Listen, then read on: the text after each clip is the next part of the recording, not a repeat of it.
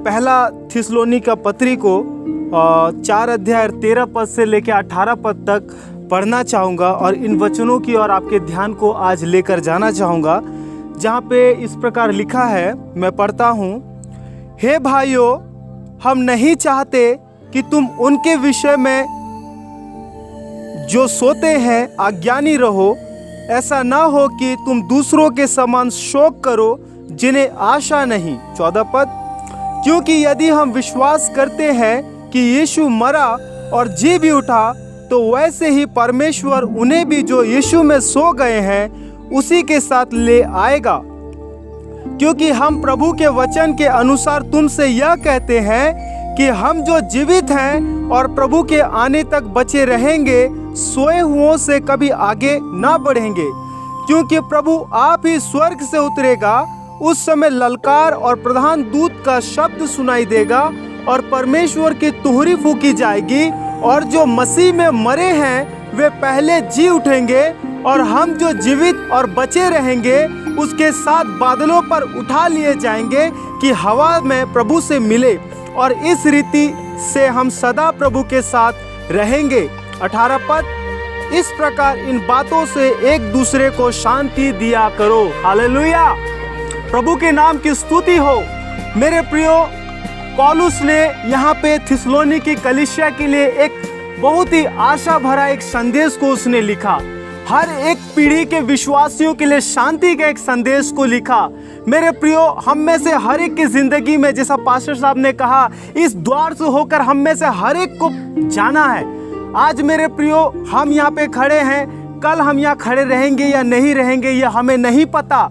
Bible में हम ये पढ़ते हैं, याकूब का पत्र ये कहता है कि यदि प्रभु चाहे तो कल का दिन देखेंगे और वो काम भी करेंगे। तो मेरे प्रियो, कल का दिन देखना और कार्य करना और कल का दिन को जीवन व्यतीत करना, ये सिर्फ और सिर्फ बाइबल बताती है परमेश्वर के नियंत्रण में है।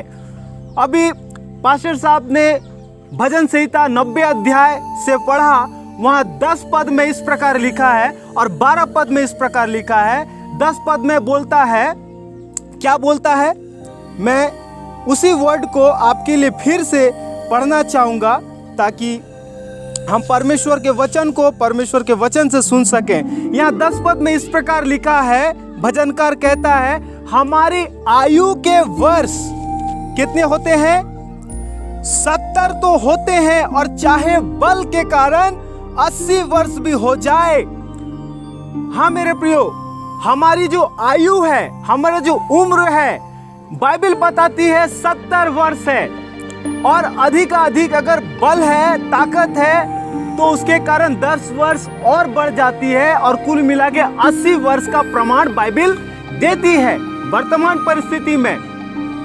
लेकिन एक बात को वो आगे जोड़ देता है, तो भी मनुष्य 70 वर्ष जिए या 80 वर्ष जिए या 100 वर्ष जिए, तो भी हम सब मानव जाति के लिए एक शब्द है, तो भी हमारे जीवन में कुछ बातें बनी रहती है मेरे प्रियो, और वो ये बातें हैं, उनका घमंड केवल कष्ट और शोक ही शोक है, वे जल्दी कट जाती है और हम जाते रहते हैं। हमारी जिंदगी का मेरे प्रियो हर एक दिन, हर एक समय, हर एक घंटा, हर एक महीना या वर्ष बोलिए मेरे प्रियो, हम में से हर एक जानते हैं कि हमारे जिंदगी में शोक और दुख और नाना प्रकार की ऐसी बातें होती है जो हमारे ज़िंदगी को छिन्न और भिन्न कर देती है।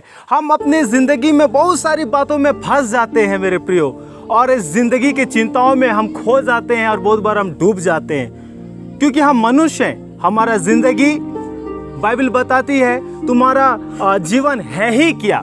याकूब बोलता है, तुम्हारा जीवन है ही क्या, तुम तो कैसे हो, भाप के समान हो। हाँ मेरे प्रियो, याकूब बोलता है कि तुम्हारा जीवन है ही क्या।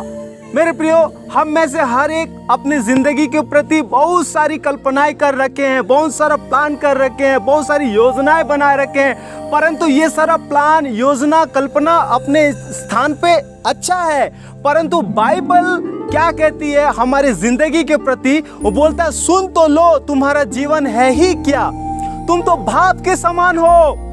मेरे प्रियो, जिन तक मेरी आवाज पहुंच रही है, मैं परमेश्वर का वचन आप तक पहुंचाना चाहता हूं। बाइबल कहती है कि तुम्हारा जीवन है ही क्या? तुम तो भाप के समान हो, जो थोड़ी देर दिखाई देती है फिर लोप हो जाती है। हाँ मेरे प्रियो, हमारा जिंदगी बाइबल बताती है भाप के समान है। जो हम खाना बनाते हैं और जब ढक्कन हटाते हैं तो भाप जिस प्रकार दिखता है और फिर आग से ओझल हो जाती है, लोप हो जाता है, हमारा जीवन वैसा ही है। प्रभु यही हमें बताता है और आगे हमको बताता है कि तुम्हारा जीवन है ही क्या। हमें अपनी जिंदगी के प्रति अपना दृष्टिकोण को साफ रखने की आवश्यकता है मेरे प्रियो। परमेश्वर के दृष्टिकोण से हमें अपनी जिंदगी को देखने की आवश्यकता है। जब तक मेरे प्रियो हम अपने जिंदगी को अपने दृष्टिकोण से देखेंगे तब तक हम निराश और हताश और उदास ही रहेंगे। परंतु जिस दिन हम अपने जिंदगी को परमेश्वर के दृष्टि से देखेंगे उस दिन इस जिंदगी को देखने का दृष्टिकोण बदल जाएगा मेरे प्रियो। हालेलुया। परमेश्वर कहता है, बाइबल में हम पढ़ते हैं कि प्रभु यीशु मसीह ने कहा कि जीवन और पुनरुत्थान मैं ही हूं। हाँ मेरे प्रियो, परमेश्वर ने उस दिन लाजर जब मर गया था और 4 दिन हो गया था और जब उसको कब्र में दफना दिया गया तो 4 दिन के बाद दुर्गंध आने लगा, तो उस मरी हुई की बहन बोलती है कि प्रभु यदि तू यहाँ होता तो मेरा भाई नहीं मरता। उस दिन उस मरी हुई की बहन ने प्रभु से कहा कि प्रभु अगर आज तू यहाँ होता तो मेरा भाई नहीं मरता, क्योंकि मैं जानती हूं कि परमेश्वर तेरे साथ है। प्रभु यीशु मसीह ने कहा, क्या तू विश्वास करती है कि वो जी उठेगा? तो बोली, हाँ प्रभु, पुनरुत्थान के दिन वो जी उठेगा। तो प्रभु ने बोला, पुनरुत्थान और जीवन मैं ही हूं, क्या तू इस बात पर विश्वास करती है? तो उसने बोला, हाँ प्रभु। तो मेरे प्रियो, जब हम अपनी जिंदगी को परमेश्वर के दृष्टिकोण से देखते हैं तो प्रभु यीशु मसीह ने हमें ये जीवित आशा दिया है, ये शांति दिया है, और प्रभु ने हमें ये कहा है कि प्रभु ही है जो हमारा जीवन है, प्रभु ही हमारा आशा है। और जब हम थिस्सलुनीका पत्री अभी जब हम पढ़े तो यहाँ पर ही जब हम इस बात को यहाँ पे देखते हैं, क्योंकि यदि हम विश्वास करते हैं कि यीशु मरा और जी भी उठा, हाँ मेरे प्रियो, हम मसीह विश्वासियों का पुनरुत्थान यीशु मसीह के पुनरुत्थान से जुड़ा हुआ है। हालेलुया। हम मसीहों का पुनरुत्थान, मैं फिर से जोर से बल दे के इस बात को बोलना चाहता हूँ। मैं पुनरुत्थान का अर्थ भी संक्षेप में बोल के इस शांति सभा को विराम दूंगा। मेरे प्रियो, प्रभु यीशु मसीह हमारे पापों के लिए, हमारे गुनाहों के लिए प्रभु यीशु मसीह मर गया।